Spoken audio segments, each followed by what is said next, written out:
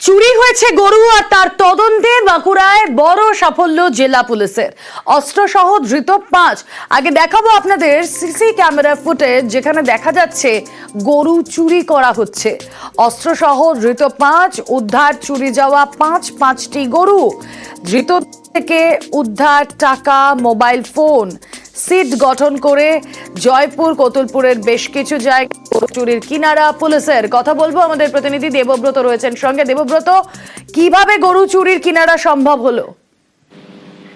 একদমই, দেখো, যেমনটা পুলিশ সূত্রে জানতে পারা যাচ্ছে যে একটি সিট গঠন করা হয়েছিল, উচ্চপদস্থ আধিকারিকদের দিয়ে একটি সিট গঠন করা হয়েছে। তারপরেই সেই তদন্তের নামে যেমনটা জানতে পারা যাচ্ছে, জানুয়ারি মাসের 19 তারিখে জয়পুর এবং কোতুলপুর থানার বেশ কয়েকটি এলাকায় একই সঙ্গে চুরি হয়।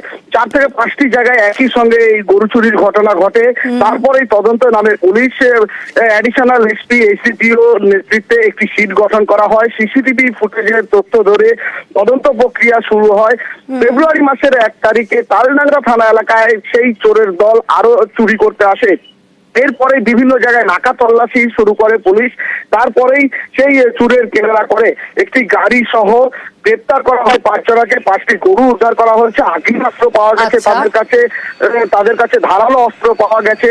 অভিযুক্তদের রিমান্ডে নিয়ে তদন্ত প্রক্রিয়া আরো সক্রিয় করার জন্য তদন্ত শুরু হয়েছে। বেশ।